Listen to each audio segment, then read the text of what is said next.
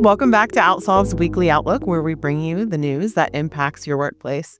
I'm Meghan Spera here again with Jeremy Mancheski, bringing you the latest that you need to know. As always, Jeremy, let's just dive right into it and get to the good stuff. There was a recent EEOC letter issued to Fortune 500 companies. Tell us more about that. Probably some companies out there right now who are like, "We just missed the Fortune 500. We're 501, 502. Well, congratulations. You didn't get one of these letters. Letters, of course, sent by EEOC Chair Andrea Lucas regarding EEOC's stance on DEI. Specifically, let's be careful with DEI. That's EEOC wants companies to refine, not necessarily retreat from DEI. Very important. Over the last now 12, 13 months, the term DEI gets used in different places. In fact, the initial Executive Order 14173 discussed illegal DEI.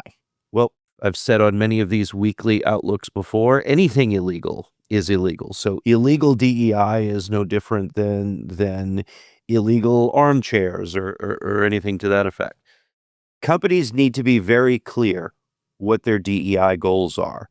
Recall in 2020, lots of DEI programs ramped up. And I think this caught the attention of this now administration and saw illegal, or what they viewed as illegal tactics by companies. Maybe well-intentioned, but Andrea Lucas is very clear in her letter that this is going to be evaluated. Remember, Title VII has boundaries. DEI is not inherently illegal. We are happy to review these programs with you. In fact, all of our Fortune 500 customers that receive these letters will, by the time they hear this, have a letter from their consultant on exactly what they might or might not do and how to approach. Yeah. And what are some of those examples of things that these Fortune 500 companies and other companies can be doing to ensure their DEI practices are lawful? Review anything you've done since 2020. Again, there was a big wave and a big push to enhance DEI practices within companies. Doesn't mean what you were doing is illegal. Doesn't mean it wasn't well-intentioned. Let's just evaluate. Audit your language and specifically your messaging. Some companies have completely abandoned DEI. I don't know if that's the right approach.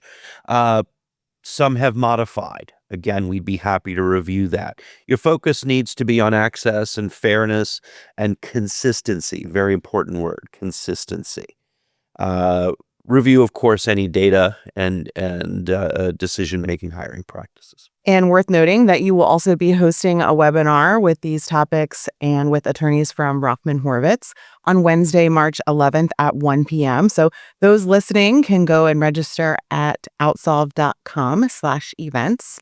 Jeremy, what else do we have going on this week? California pay. Reports are due May 13th. I had a chance this past week to review some of the new changes. Not incredibly complex, but might be challenging for some customers. Realize now that calculating weeks worked is part of this. Maybe FLSA status on individual employees, part-time, full-time status. These are new additions to the report this year. Just about every year since the California pay report has come out, there have been modifications and changes. Of course, labor contractors was a big deal in the last couple of years. This is something that changes this year. They're not monumental, but they do impact the format of the reporting and how you must complete it. May 13th, it's due. If you have questions, reach out. We'd be happy to help. That's great. And we have 2 more webinars coming up in addition to the DEI developments, which we mentioned earlier will be on March 11th. All webinars are eligible for SHRM and HRCI credits, so make sure that you take advantage of those perks. March 18th, we'll be hosting I-9 compliance and E-Verify regulations under the Trump administration. April 22nd will be Pay Transparency Best Practices, a practical playbook for HR and total rewards. And again, you can go to our website and register for all of these webinars, outsolve.com/events. And as always, you can continue the conversation at HR Gumbo City, our Slack community built specifically for HR professionals. Community members get exclusive access to checklists, guides, research reports, and more. So go to outsolve.com/HRG-city to register today.